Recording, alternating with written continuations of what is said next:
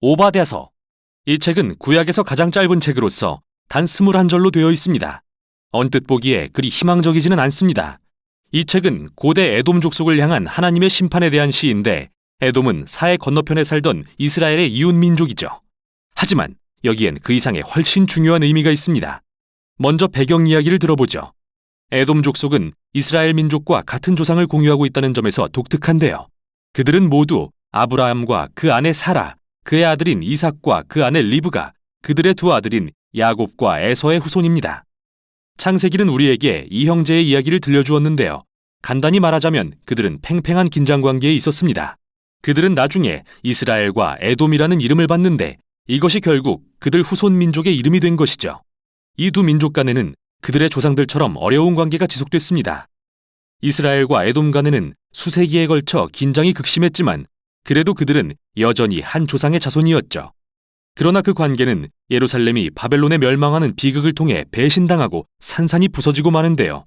바벨론이 이스라엘을 침략해 정복할 때 에돔 족속은 이 틈을 타서 이스라엘 도시들을 약탈하고 난민들을 사로잡아 심지어 죽이기까지 했습니다.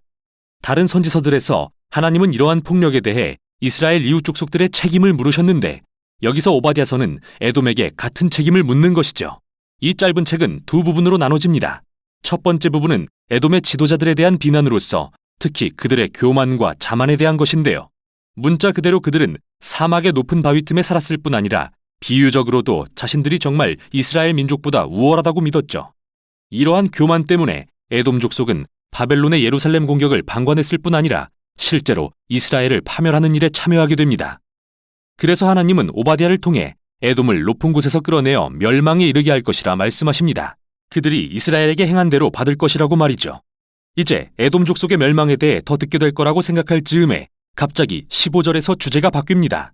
그리고 모든 민족을 심판할 여호와의 날이 가까웠다는 말을 듣게 되죠.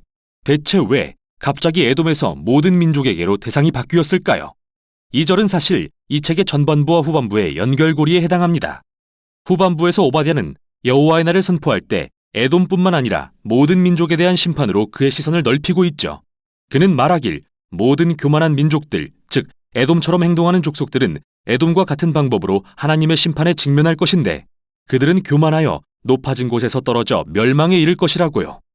이제 에돔에 대한 전반부와 모든 민족에 대한 후반부를 연결해보면 왜 오바댜가 그렇게 이스라엘 남쪽의 작은 이웃나라에 관심을 가졌는지 알 수 있게 됩니다.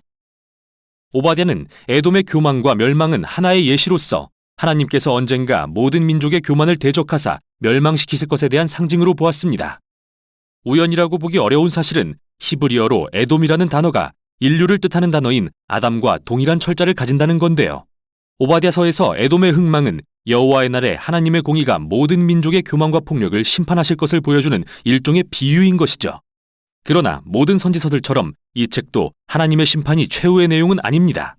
특히 오바댜 바로 앞에 나오는 두 선지서 요엘과 아모스의 결론을 떠올려 봅시다. 요엘은 모든 민족에게 여호와의 날이 임한 후 일어날 일에 대해 그림을 그리면서 하나님이 예루살렘의 새로운 구원의 역사를 행하실 것이며 자기를 낮추어 하나님을 부르는 자는 구원을 받을 것이라 말했습니다.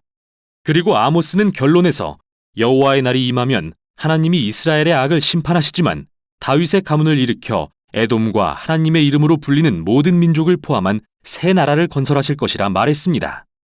이렇듯 오바댜서가 요엘서와 아모스서 바로 뒤에 놓인 이유는 모든 민족을 향한 하나님 나라에 대한 소망의 약속들을 확장시키기 위한 것입니다.